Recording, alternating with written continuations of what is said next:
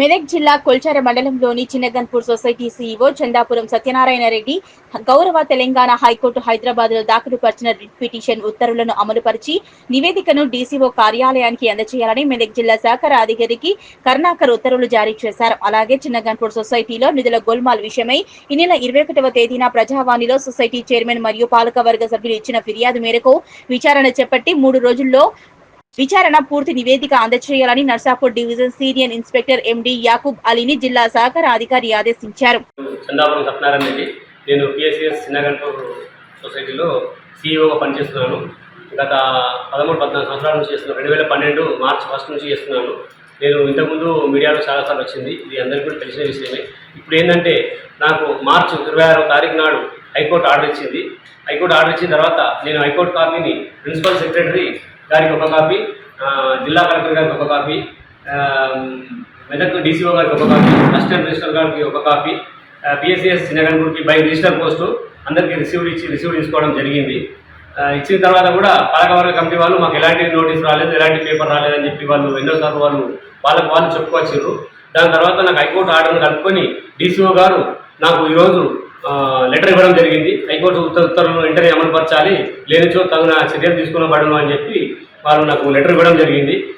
దీనిపై ఇదే బేసిక్ మీద నేను పిఎస్సిఎస్ చిన్నగన్పూర్ ఆఫీస్కు రావడం జరిగింది. నా ఛాంబర్లో నేను వచ్చి నా చైర్లో నేను కూర్చోవడం జరుగుతుంది. దీన్ని ప్రజలందరూ గమనించాలి, రైతులందరూ కూడా గమనించాలి. ఇంతకుముందు వాళ్ళు మొన్నటి మీడియా విషయంలో మాకు ఎలాంటి అనుమతి లేదు, మాకు ఎలాంటి ఇన్ఫర్మేషన్ లేదు, ఆయన వచ్చి మమ్మల్ని రైతులను గందరగోళం చేస్తుందని చెప్పి తప్పుడు వాయిస్ ఇచ్చారు. నేను ఎవరిని కూడా గందరగోళం చేసింది లేదు. వాళ్ళే 8,18,000 రూపాయలు దిగమింగి దానికి రుజువు లేకుండా మళ్ళీ సత్యనారాయణ రెడ్డి దొంగ అని చెప్పి ఇష్టం వచ్చినట్టు చరణ్ టీవీలో న్యూస్ చేయడం జరిగింది. నేను దానిపై పరునష్టం దావా వేయడానికి కూడా సిద్ధంగా ఉన్నాను. కానీ ఎందుకంటే పోలీసులు చూద్దాము, ఇంకా అధికారులు తెలిసినప్పటికీ చూద్దాము. వీళ్ళేదో దొంగ అన్నంత మాత్రాన నేను దొంగని కాదు, అది అధికారులు నిర్ణయించాలి. 2021లో జరిగిన 8,18,000 రూపాయలు 2021 నాడు జరిగింది. మరి 2021లో జరిగితే 2022 పోయింది, 2023 పోయింది, 2024 పోయింది, ప్రజెంట్ 2025 ఏప్రిల్ మాసానికి వచ్చింది. మరి ఇన్ని రోజులు ఎందుకు ఎంక్వైరీ చేయించలేదు?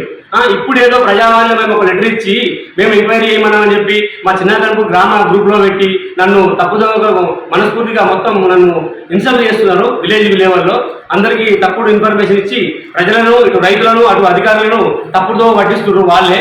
దీనిపై ఉన్నతాధికారులు పరిశీలించి దీనిపై చర్య తీసుకోవాలని కోరుతున్నాను. అవసరమైతే 51 ఎంక్వైరీ చేసి పైసలు ఎక్కడ పోయినాయి, ఎవరు తిన్నారు అనేది 2020 నుంచి ఇప్పటి వరకు 5 సంవత్సరాలతో పాటు ఖచ్చితంగా ఎంక్వైరీ చేయాలి. ప్రతి అకౌంట్ కూడా ఆడిట్ చేయాలి. ఆడిట్ కూడా మొత్తం తప్పుడు లెక్కలు ఉన్నాయి. ఈ ఆడిట్ లెక్కలు తప్పుడు ఉండడం వల్లే చిన్నగన్పూర్కి ఒక్కరు కూడా రైతు రుణమాఫీ రాలేదు. ఒక్క న్యూ మెంబర్ కూడా జాయిన్ చేసుకోలేదు ఈ రోజుల నుంచి. మరియు అలాగే పాత మెంబర్లు 50 నుంచి 100 మంది మన వెళ్ళిపోయారు. సొసైటీని కూడా ఇంకో దానికి విలీనం చేయడానికి ఛాన్సెస్ అవుతుంది. ఇప్పుడు ఎస్బీఐ బ్యాంక్ వాళ్ళు కూడా సహకరిస్తలేరు. ఎందుకంటే ఇలా ఎలాంటి ట్రాన్సాక్షన్ లేదు. ఎంతసేపు వాళ్ళు దిగమింగడమే ఉన్నది. డబ్బులు డ్రా చేయాలి, వాళ్ళకి సంబంధించిన సీఈఓను, ఇన్ఛార్జ్ సీఈఓను పెట్టుకోరు. ఇష్టం వచ్చిన డబ్బులు డ్రా చేసుకొని ఆడిట్ మేము చేయించుకుంటాము, ఆడిటర్ పైసలు ఇస్తే అయిపోతుంది అని మాట్లాడుతున్నారు. ఇది తెలంగాణ హైకోర్టు ఇచ్చిన కాపీ.